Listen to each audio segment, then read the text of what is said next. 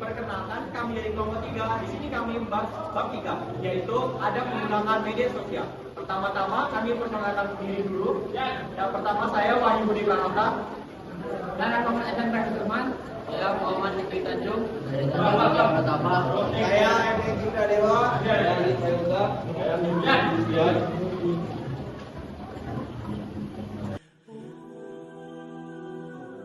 Assalamualaikum warahmatullahi wabarakatuh.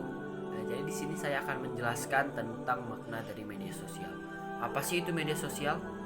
Media sosial itu adalah platform digital yang memungkinkan pengguna untuk membuat dan berbagi atau berinteraksi dengan konten secara online. Media sosial itu memfasilitasi komunikasi dua arah antar individu, kelompok, atau organisasi melalui teks, gambar, dan video. Pengertian secara jelasnya tuh media sosial adalah teknologi yang berbasis internet yang memungkinkan pengguna untuk membentuk komunikasi virtual di mana mereka dapat berinteraksi, berkolaborasi, dan berbagi informasi. Dan sosial media ini juga dapat membangun hubungan sosial. Contoh media sosial yang populer tuh diantaranya adalah Facebook, Instagram, Twitter, dan TikTok. Ciri-ciri media sosial tuh ada beberapa ciri. Yang pertama tuh interaktif. Interaktif tuh bisa diartikan dengan memungkinkan komunikasi timbal balik antara individu dengan individu yang lain, ataupun kelompok dengan individu, ataupun kelompok dengan kelompok. Yang kedua tuh ada partisipatif. Partisipatif bisa diartikan dengan pengguna bisa menjadi pembuat maupun konsumen konten tersebut. Terus ada yang ketiga tuh real time. Real time ini dapat diartikan dengan informasi bisa dibagikan dengan respon yang cepat. Terus yang keempat tuh ada terbuka dan mudah diakses. Siapapun bisa bergabung dengan dan berkontribusi karena mudah diakses. Terus yang kelima tuh berbasis komunitas, membentuk jaringan-jaringan sosial dengan minat yang sama. Assalamualaikum. Jadi di sini saya akan menjelaskan layanan media sosial yang populer di era sekarang. Yang pertama adalah layanan blog. Layanan blog atau jurnal pribadi yang ada di internet. Salah satu jenis media sosial ini memiliki fungsi untuk bagian catatan atau pandangan penggunanya tentang berbagai isu tertentu. Berikutnya adalah layanan jaringan sosial, yaitu social network. Layanan ini merupakan salah satu jenis media sosial yang paling banyak digunakan masyarakat di berbagai belahan dunia saat ini. Dalam layanan ini, pengguna biasanya saling mengirim pesan, informasi, foto, hingga video. Berikutnya adalah layanan blog microblogging. Jenis media sosial berikutnya adalah microblogging, disebut juga dengan microblogging, meskipun memiliki layanan dan kegunaan yang hampir sama dengan blog. Tetapi jenis media sosial ini memiliki halaman yang lebih ringkas. Hal ini membuat layanan blog mikro memiliki kecepatan lebih baik dibandingkan layanan blog. Berikutnya adalah layanan berbagi media sharing. Jenis media sosial selanjutnya adalah layanan berbagi media atau disebut media sharing. Apabila Anda sering menghabiskan waktu santai atau waktu belajar melalui platform sosial media, maka Anda sebenarnya telah terbiasa menggunakan layanan berbagi media ini seperti TikTok atau Facebook. Berikutnya adalah layanan kolaborasi. Layanan kolaborasi ini sendiri digunakan untuk membuat pengguna saling mengajak pengguna yang lain untuk menciptakan suatu kontribusi.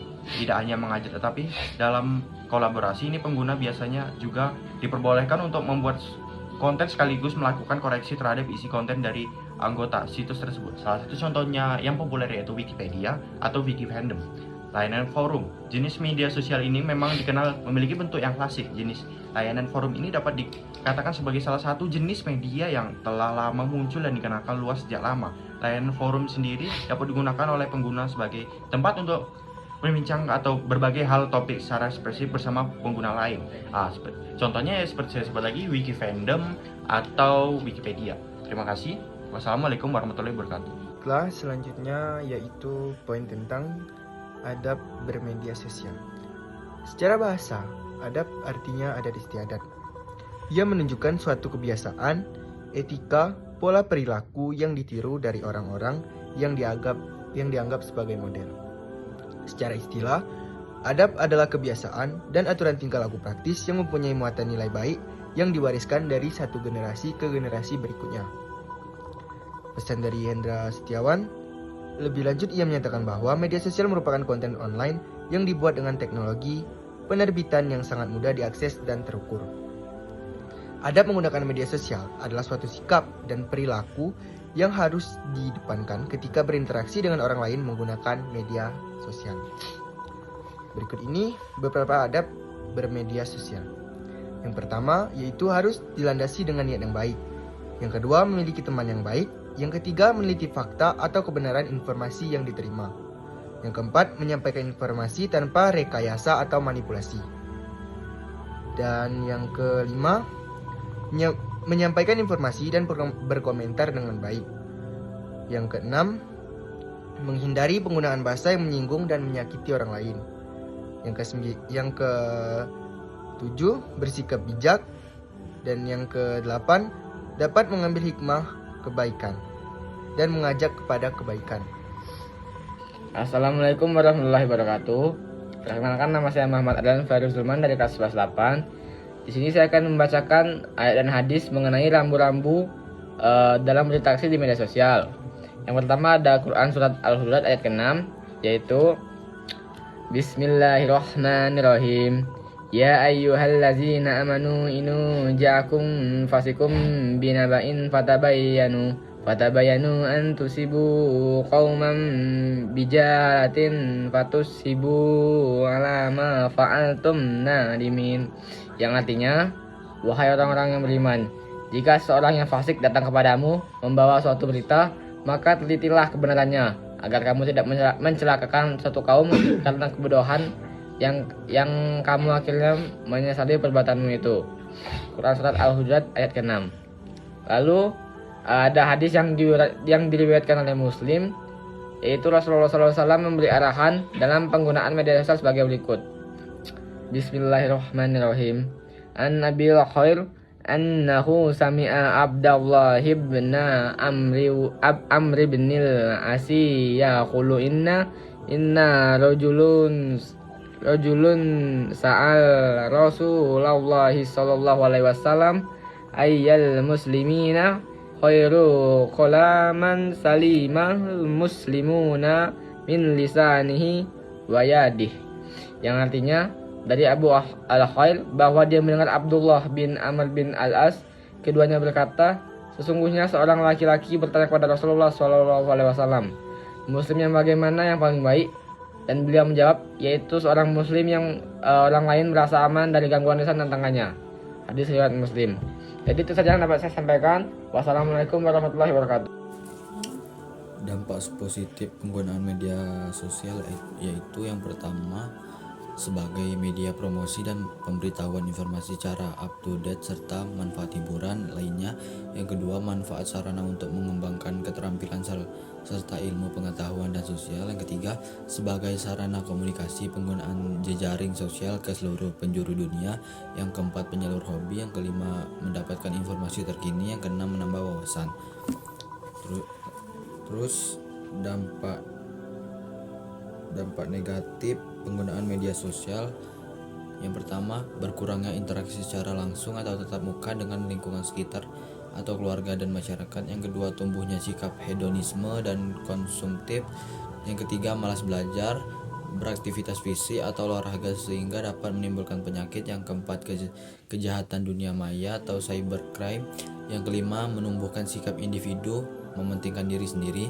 Yang keenam, pornografi, penipuan, perjudian dan sebagainya. Assalamualaikum warahmatullahi wabarakatuh.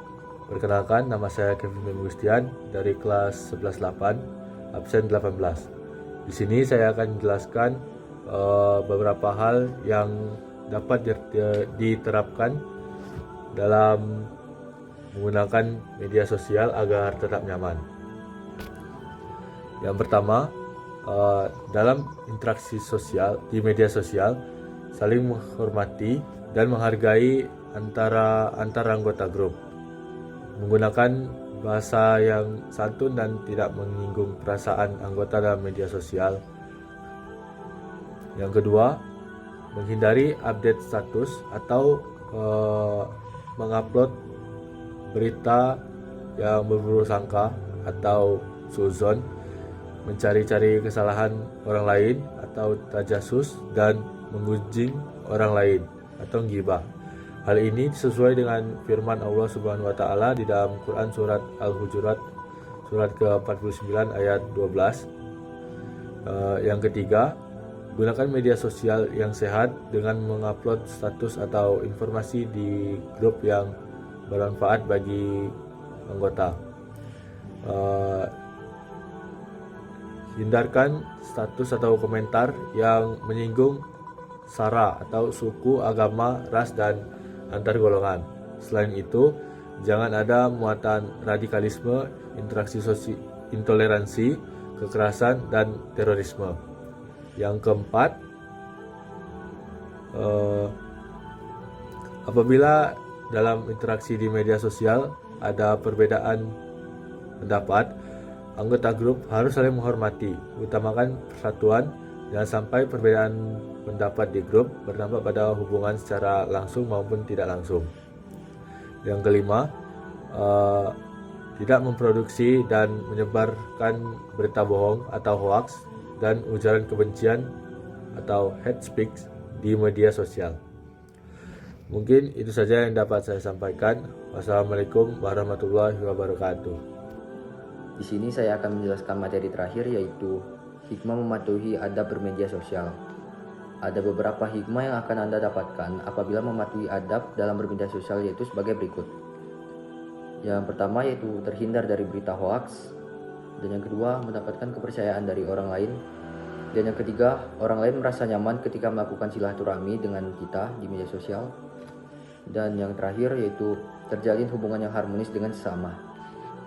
Melaksanakan adab dalam media sosial membantu dalam membangun dan menjaga hubungan yang harmonis dengan sesama. Ketika Anda berbicara dengan sopan, menghindari konflik yang tidak perlu, dan berkomunikasi dengan baik, maka Anda dapat menciptakan atmosfer yang lebih positif di dunia maya. Sekian materi yang saya jelaskan, terima kasih.